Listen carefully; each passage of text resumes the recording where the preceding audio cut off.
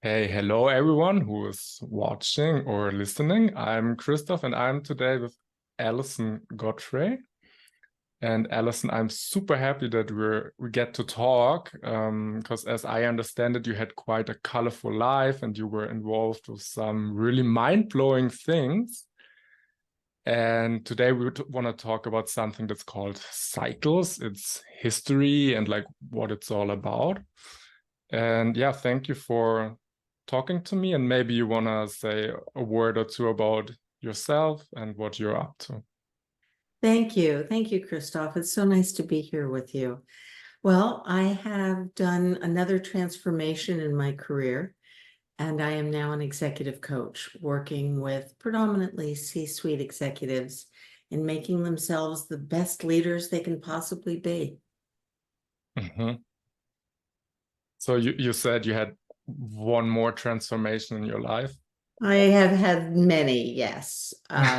I started in corporate, in medical, and then I transitioned into starting my own business, and I was importing the polar heart rate monitor into the United States. I was the first importer of the monitor, actually, and that's what led to Cycles. And I began working with Irving Dardik at the United States Olympic Committee, and an entire program of creating health grew out of that. And that was quite a career for quite a while. So the polar straps, it's about measuring heart rate, right? Yes, that's right. Exactly. And Okay. back before it was really considered mainstream, we were looking at systemic variability. The theory at the time being that if you had a variable system, you could actually create health for your body. That if you think about a flat EKG, that would look like death. What was very popular back in the 80s was aerobic conditioning, aerobic exercise, where you would go into a target zone and keep your heart rate at a steady level. Mhm. And what we were proposing is that that is actually training variability in your system out, which would lead to chronic disease. So people would in the 80s with aerobic exercise, they would like shoot for like a target heart rate kind of. Yes, that's right. It was called a target heart rate range, and you would take a heart rate number, 280, I believe it was, or maybe it was 180. Fortunately, I've forgotten. And you subtract your age, and that would be your maximum heart rate that you should ever reach. And then you would take a percentage of that. So maybe it would be between 140 and 150. And that would be your exercise heart rate range that you should stay in. And when in working with Olympic athletes, what we found is that the athletes that had highly variable systems were healthier and more successful than athletes with a very narrow range. Okay. And how did you track or measure the variability of the system back then? Well, we would, excuse me, the Polar would capture the heart rate and record it.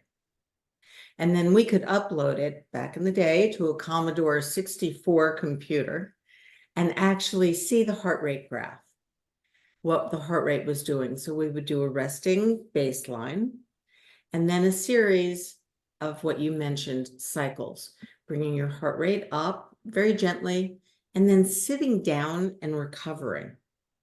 And then after you're fully recovered, doing another one, bringing the heart rate up in different patterns over a few cycles. Maximum would be 8, and then fully recover at the end.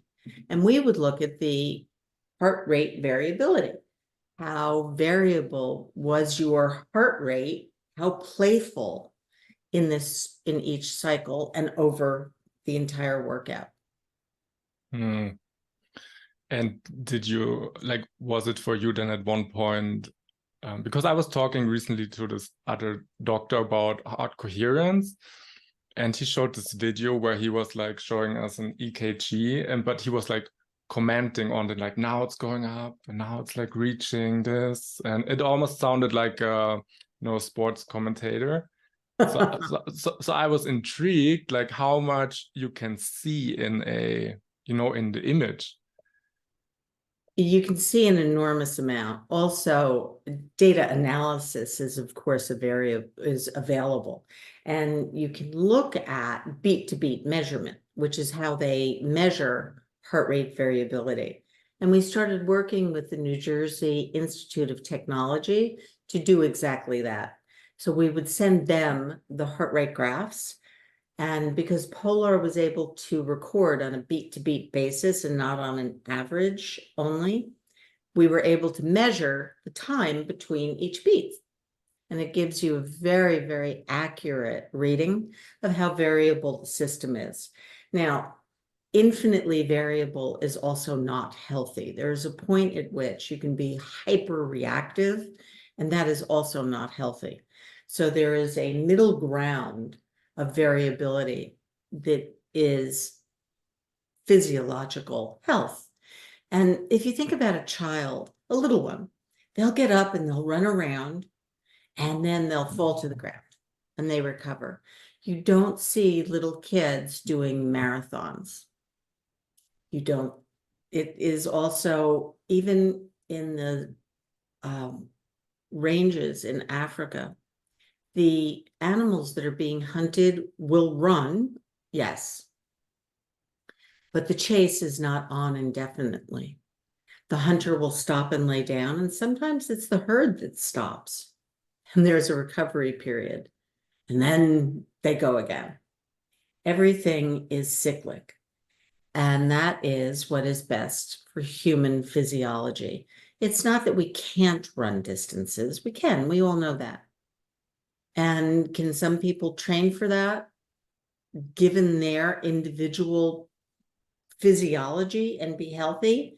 Yes, we see that.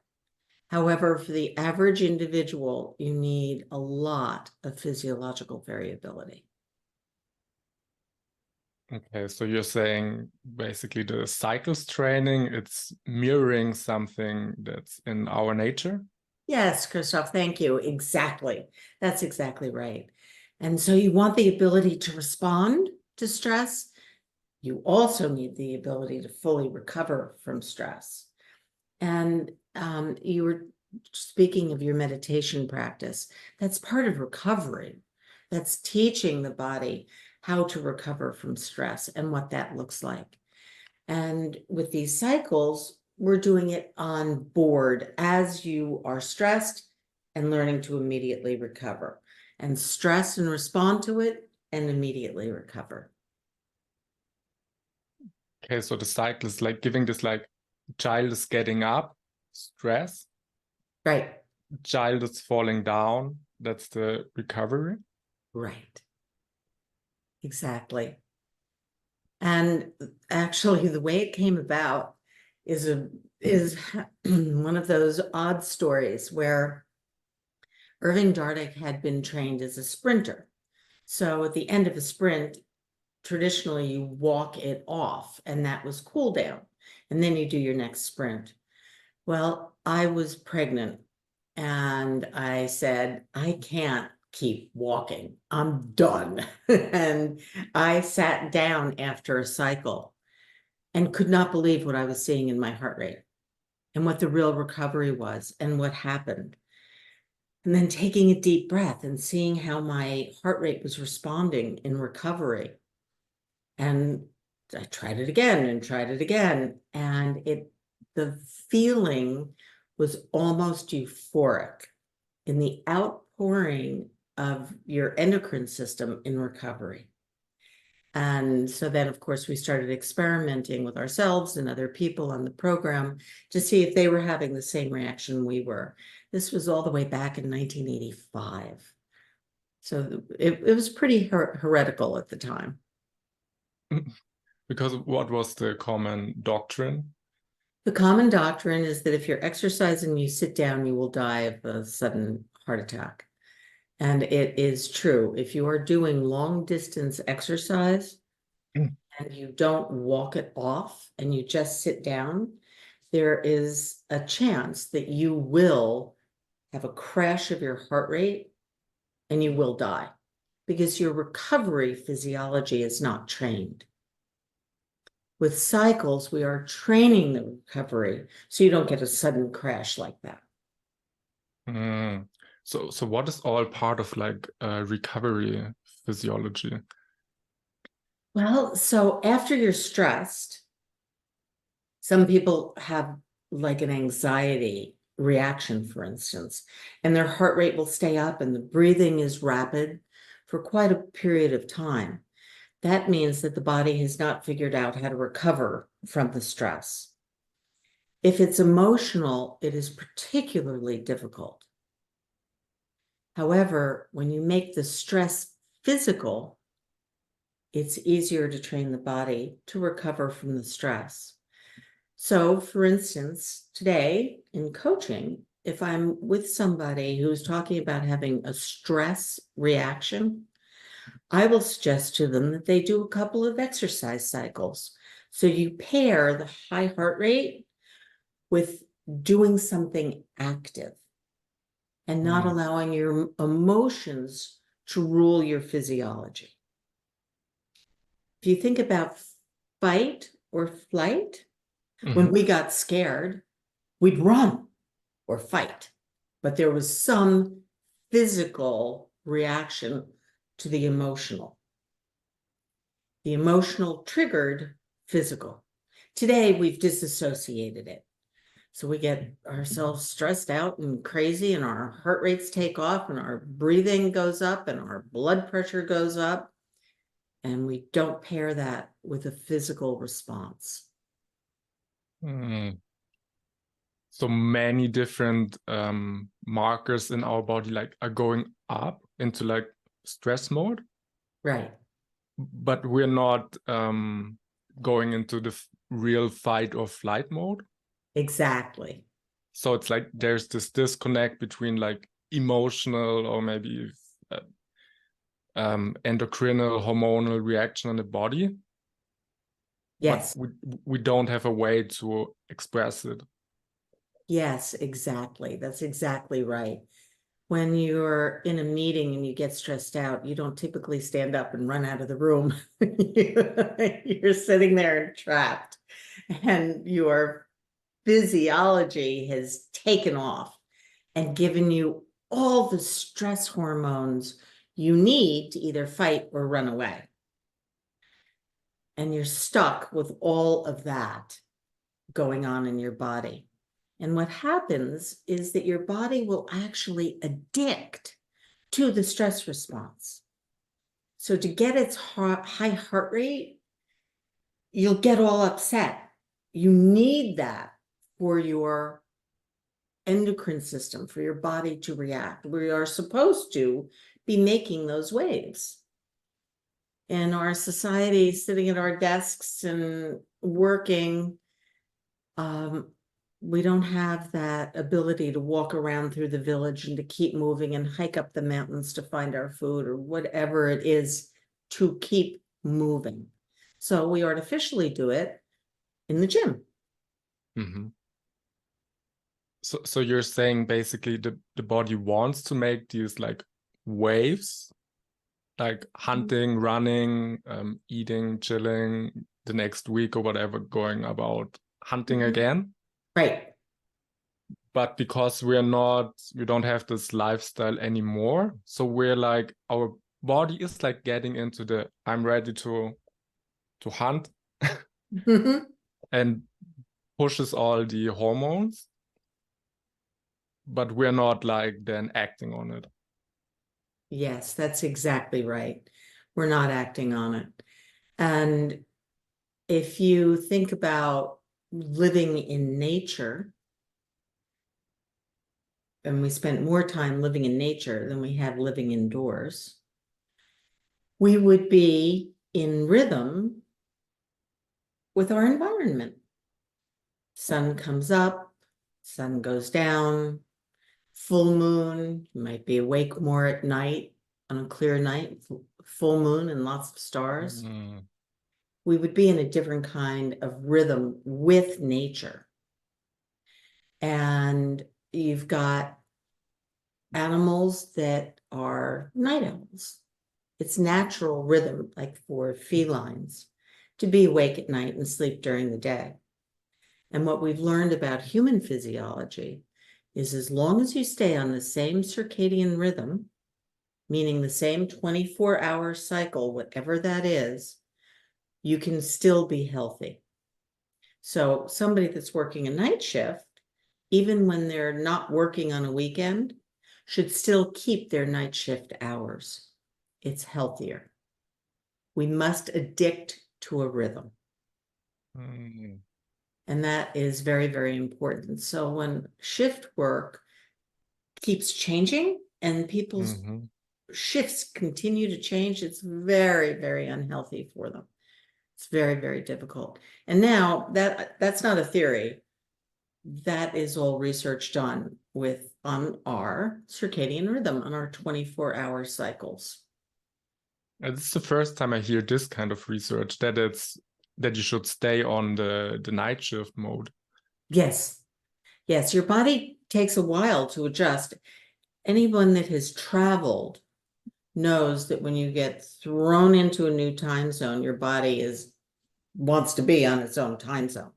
And it takes quite a while. It can take 2 to 4 weeks at least to really adjust.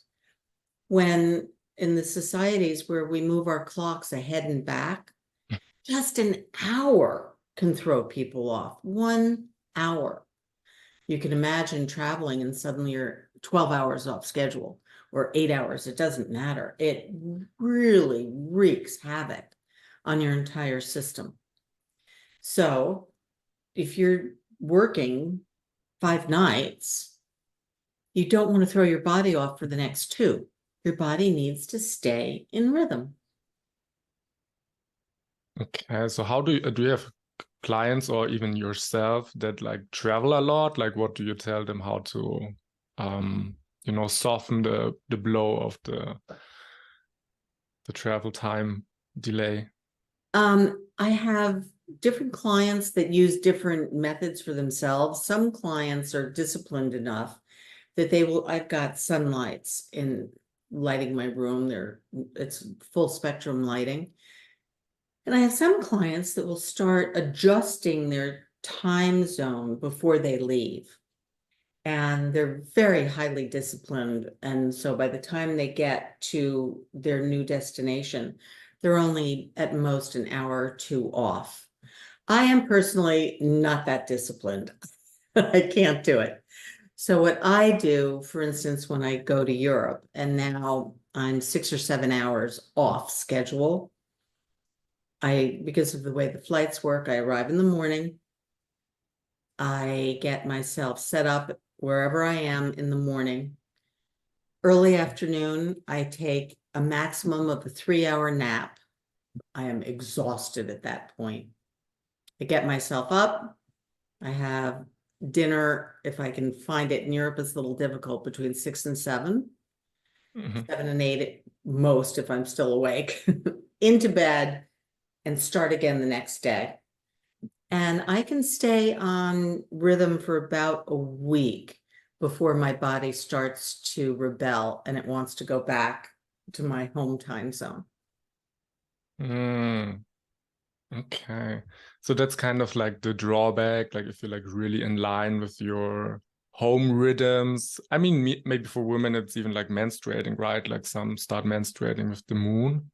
That's right. Exactly. That's right.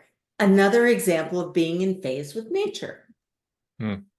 And there's a book called The Red Tent, and it describes women during the new moon all being sent together when they were menstruating to the red tent. And the women would hang out there for a week. And then and they were in rhythm, not only with nature, but with each other. And today it's a phenomenon that happens in dormitories, in female dormitories. Okay.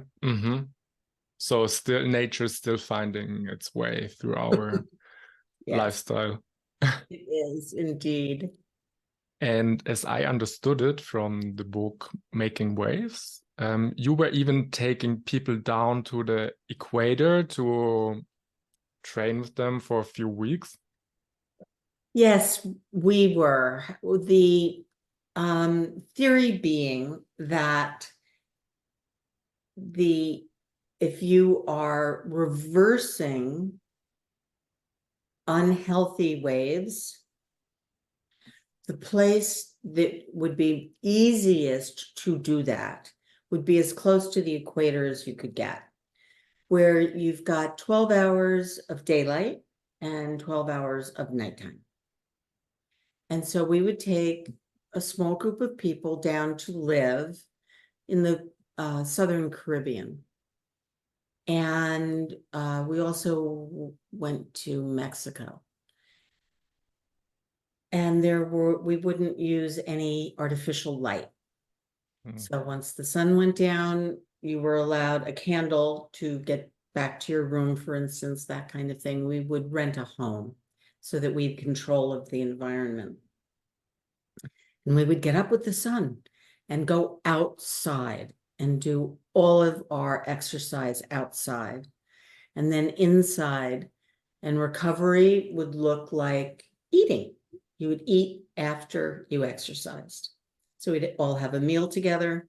There would be a nap, up, exercise, lunch, recovery, up, exercise late afternoon, dinner, recovery, bed.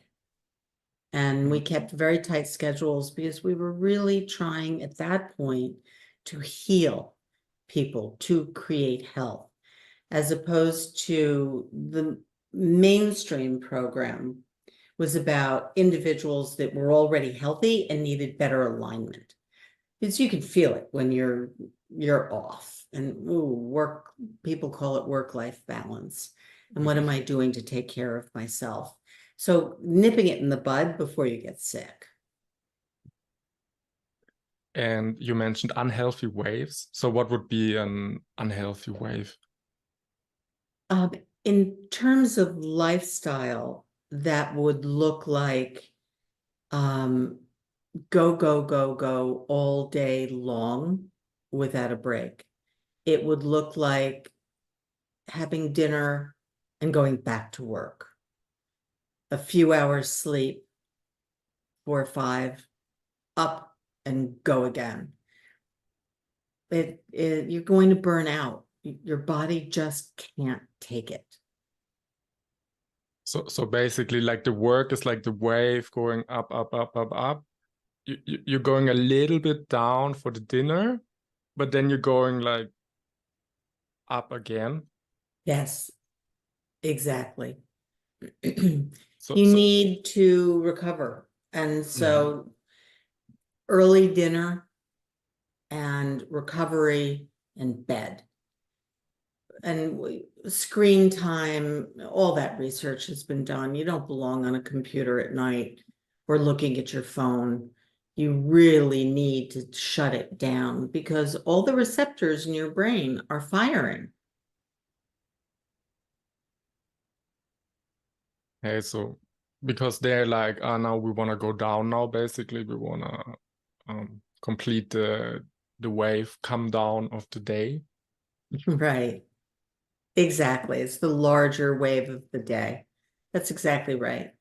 And you have, if you're younger and healthier, most of us know that we can recover from abusing ourselves. College, pulling all-nighters, studying, doing those kinds of things. And then you sleep for a day, you get up and you go again. It's not many years after those early 20s, you can't do that anymore. And your body is just going, no, I can't do it. I don't feel well. Some of the comedians have done hysterical skits on, yeah, okay, you're in your 20s, let's go, I'm ready, I don't care where we're going, let's just go out, yes. And that as that goes along, it eventually ends up with, oh no, I'm not going out tonight. It just isn't working for me anymore, and what that transition is. And if you're listening to your body, that's right, go to bed. Okay. Gotta get myself in tune with nature. Yeah. Yes. As much as you can. So that's why I've got full spectrum light around me. You can see behind me, I have windows, but I'm not in direct sunlight, which is what we need. So I set up my full spectrum light so that during the day, I am in bright light and it is healthier. So much research has been done on this, and we were really being intuitive and shooting from the hip and looking at nature and deducing what made the most sense. And it's so, I don't know, I guess a little bit odd for me, having been on the bleeding edge of proposing something that we were really shot down for, and that it was heresy. And today it's accepted. It's, of course, that's the way it is. And it feels odd that people were so resistant to new ideas and change. Which ideas specifically? Like the more the like aligning with nature, kind of like. Right. And the circadian rhythms really mattered, and that seasons matter, and that full moon is different than new moon, and what happens to ourselves energetically with nature without even knowing it. There's a phenomenon that emergency rooms are typically much more busy on a full moon than on a new moon. It's a higher energetic time. That we were saying aerobic exercise, continuous exercise is not healthy, was truly absolute, considered anti knowledge almost, because it was considered healthy to do aerobic exercise. How many old videos do we make fun of where people are working out in front of the TV to their videos? But what I'm wondering is the other part of your work, which is really like getting the heart rate up, right? Yes. Like that still doesn't seem to be like a thing now. I mean, now we have like heart rate variability, you know, but they're not testing like how far can we get the heart rate up. They're just seeing, you know, like what's from beat to beat. Is there some variability? But you went really like all out, no? You said like, okay, if this person 30 years old doesn't get up to 190 beats or whatever, they are missing out on some part of their health. Yes, missing out on their range. There is a thing today called high impact interval training, HIIT. And that is based on continuously getting your heart rate up as high as you can. And what we're saying, or what we've said, is that you need more finesse than that. So that, once again, in rhythm with nature, ideally, if you can work it into your schedule, otherwise you must adjust it. It's better to do something than nothing. In the ideal world, you would hit your highest heart rates late afternoon at the full moon, the week going into the full moon. And that is when you would be working out just late afternoon and getting your heart rate up as high as you can. Now, we work. Is that practical every day? Probably not. So what I work with my clients who are interested in making waves, I have them just do mini cycles during the day. So you get up and move, get your heart rate up and sit down and recover. Mm-hmm. And that you don't want to be sitting still at your desk for prolonged periods of time. Let your body create its own waves physically so that you don't have to create them emotionally. I see. Sometimes I told people that, like, I think it was also in the book, like running up the stairs. Yeah. It's just the Yes, exactly. It's a great way. If you're in an office building or you have a two-story home or an apartment building, go run the stairs. Run up 2 flights, sit and recover. Run up another 2 or 3 flights, sit and recover. And what I see with people that I tell it to, they're like, wow, it feels so good, because they feel their heart beating, you know, because usually we're like, don't feel it, or we're like afraid of it, like, oh, my heart is beating so fast. Like, am I dying? So, Yes. And you know what, Christoph, if your heart is beating fast and you haven't done exercise, you have disassociated your emotions from your physicality. And it is good reason to use that as a signal to change your lifestyle. It's really important. And what I'm also super interested in, because I understood that you were dealing with like a wide variety of people and also some like really sick people of all kinds. Yes. Yes, we were. And that the amount of rigor that it takes for somebody that has already manifested disease to benefit from doing cycles is extreme. You really have to be devoted to this every day of your life. And there are days of recovery and weeks of recovery, but your lifestyle becomes very timed. And whether or not that is counter to what somebody sees as the full life they want to live is where the issues come in. For individuals, it's a choice.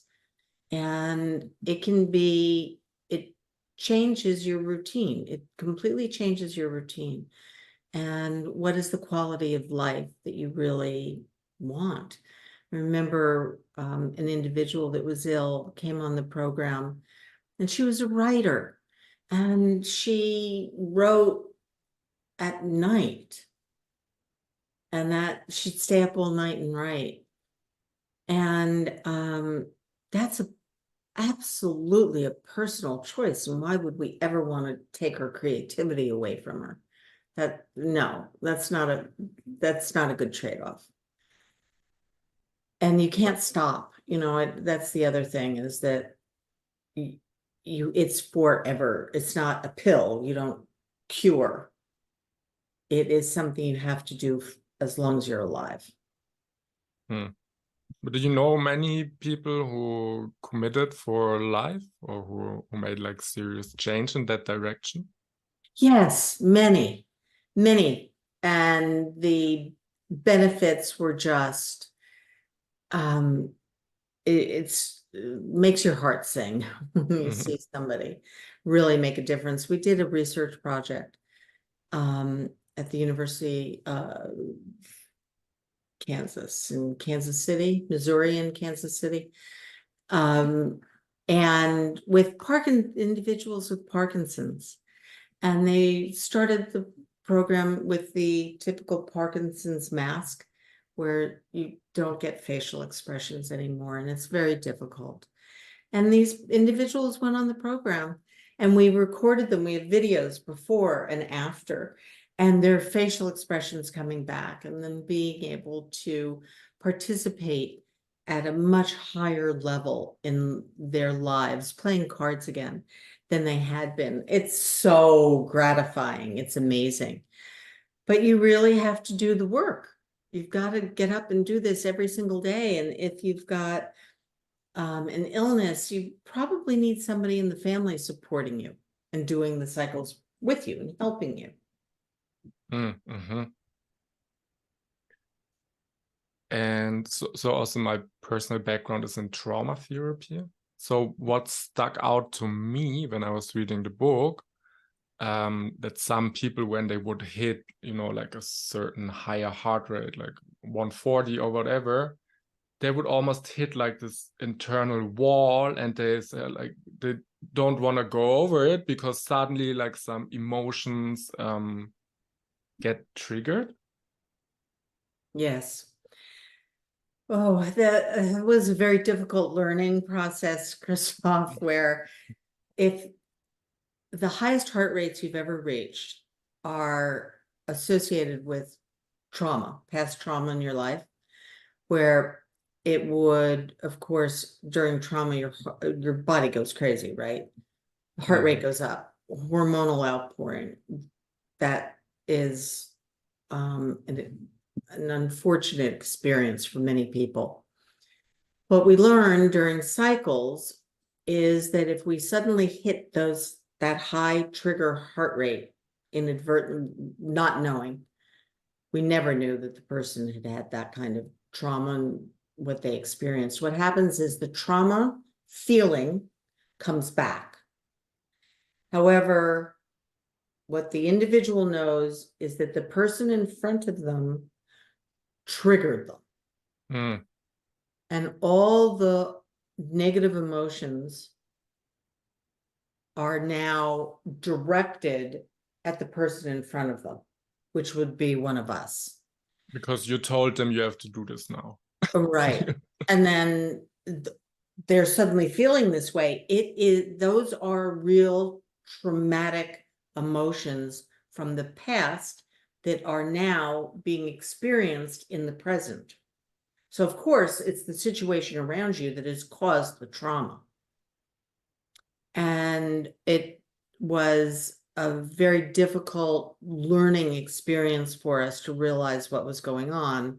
So we started screening people differently, asking about past trauma, explaining that if there is something, it could get triggered, and this is what it will feel like. And we need to deal with it, and we need psychological intervention, that there's something buried that you need a therapist to work through with you as you're doing cycles. So you would then get like therapists on board? Yes, that's right. Right. Okay. Hopefully the individual would have their own private. If not, we would help them find a therapist. Okay. But as I understand it also, let's say someone is like, they have maybe in school like an exam coming up, and so they're like medium triggered. They're like in the bit of arousal and in like a flat line, but then making waves, making a cycle, this could help them to break through the anxiety, like the medium level anxiety or higher level that they're feeling. Yes, absolutely. And that is one of the wonderful benefits of doing cycles. That as you start to feel the stress, you've got an exam coming up, you've got an important board meeting, you do some cycles and it realigns your physiology so that you start thinking again. And that's when we get anxious, we stop thinking. It's just the way it works with our hormones and our brain patterns. You can have, we're not talking about those moments of extreme clarity and high stress. That's not what those moments exist. That's not what we're talking about triggering. We're talking about getting the fog gone because you're stressed and now you can't think straight. And that's what people say. I'm so stressed, I can't think straight. And what are your best ways to do like cycles? Because I'm wondering, like, what should I do? Should I be like running on the spot or? Well, what we always did was have mini trampolines. And so you're not stressing your joints out so much. And you can run in place on a mini trampoline. And it's the kind of thing you can usually hide in a corner of an office or in a closet and just take out your mini trampoline and do that. So I'm talking about an office kind of scenario. If you have access to outdoors, go for a walk. Speed it up. Sit down and recover. Speed walk. Sit and recover. If you can get outdoors, definitely. You can run stairs, you can jump rope, you can use arm weights. Anything, any movement that gets your heart rate up. Stationary bicycles. It really depends on what shape your body is in. So if you're not great with some of your joints, you want to be careful and not stress your body out. Let's not cause any injury. Okay. And so now I lost my thread a second. Well, I wanted to throw out there that there is a woman in Massachusetts she's amazing and with brain function, Mel Hopper Koppelman. You can find her on LinkedIn. And Mel is really knowledgeable about cycles and brain activity and alignment. So she would be a resource for anyone that would be interested in learning more. Mel's on it. She's really great. And I wanted to mention meditation, Christoph, because you've got recovery in the moment in cycles, but then you've got recovery from the whole day and getting centered. And that's where meditation comes in.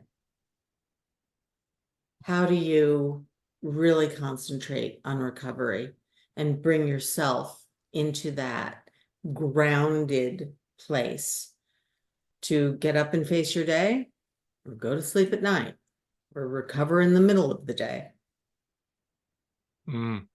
So I think now it also feels like we're talking about like waves within waves. Yes. Like, which is for me, it feels like this big concept, that I still try to wrap my head around. But so I understand that part of the discovery of waves or cycles was also with this like clamped artery, this like pre-clamping.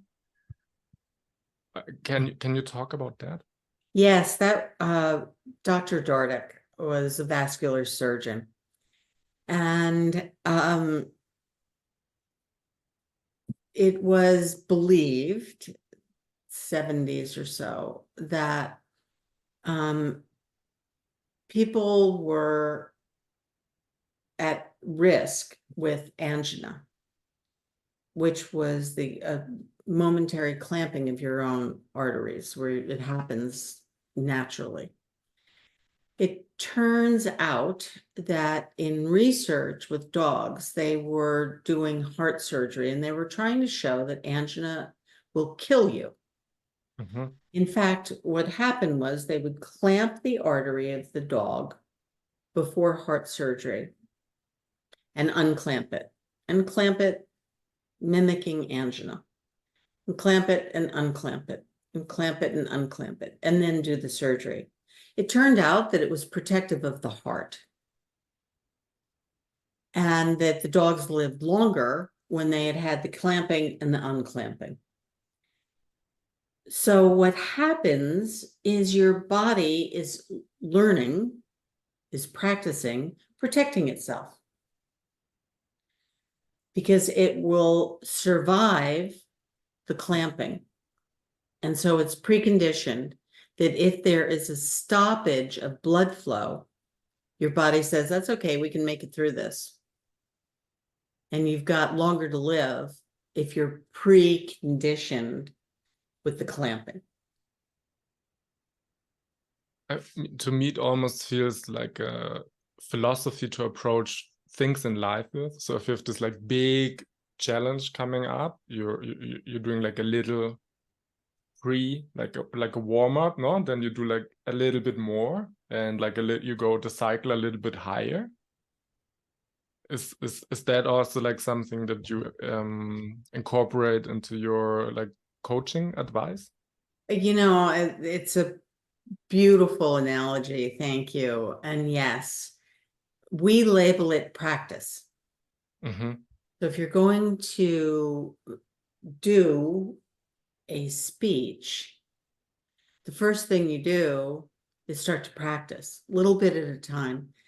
And what's most painful for people is I tell them to record themselves and watch it. And what are you really seeing? And that makes a wave unto itself. Until you get used to seeing yourself speak. It's okay. And then you can go out and make your speech, and you know exactly what you're doing and how you're coming across. And does your intention match your impact? What do you sound like? How animated are you? What is your vocal variety? Are you interesting? What is your story? Are you just like boring yourself to death? There's a problem. So boring would be like not a wave. It's like flat. Exactly. Yes, exactly. Not a wave. So you need little edges here and there. Yeah. Yes. Come speakers that are alive and vibrant, and they get louder, they get softer, they bring you along. No matter what they're talking about, no matter what the subject matter is, it's a story. Mm-hmm. And we all love stories. Oral tradition. It's great. So the like the story arcs, like whatever, doing some. Okay. I mean, Yes. that's the thing, no? If you start thinking about this whole like waves in life, you see them everywhere, no? It's like, Yes. Yes, absolutely.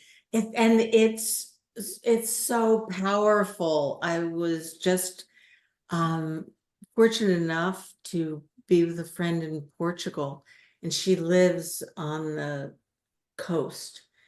And you are literally waking up every day in resonance with those waves. And when they are crashing, you feel differently. The energy from the ocean is different every day. And you can get it watching a flock of birds and hearing them and hearing the noise that they're making as they speak to one another, as they're traveling through the skies. It's absolutely beautiful. The wind making waves through the leaves in a tree. You can see it absolutely everywhere. It's extraordinary. It's fun. Okay. I feel we're coming to the end of our wave, maybe. But that's the beauty of how you design an interview.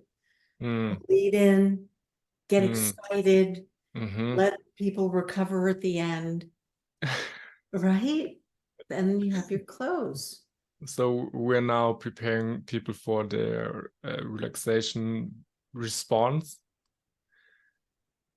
What would you tell people just, who wants to know more about this, who wants to get in touch with you? You can certainly reach out to me through LinkedIn, and I am responding to messages every day.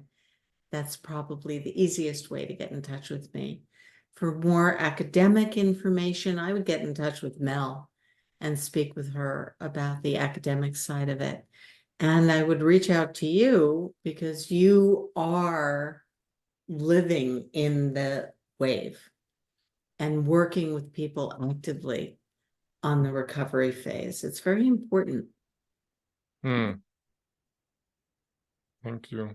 That's also the interesting thing, what I always tell people, this analogy. So when you go to like a high heart rate and you're coming down, it's like you're doing that much of meditation, you know, like the breath goes down, everything goes down, calms down.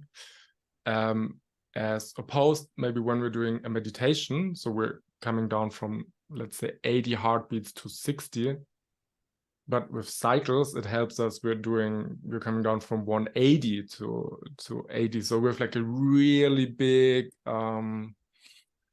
relaxation exercise. Even. Yes, you're absolutely right. When in our offices, what I used to do is we would all schedule meetings around doing cycles. So we would all do cycles together. Because during that recovery phase, so much creativity would come out. And we'd be talking and then stopping and recovering and letting ourselves be, and then getting excited and up again. We would be in resonance with each other. We would be cycling together physically and mentally. It was fun. So you combine it. It's like Yes. you do the exercises, but then you're... Yeah. Yeah, exactly. Okay, thank you. That's a gold nugget right there. It was great. It was a wonderful way to get everybody working in synchrony. I see.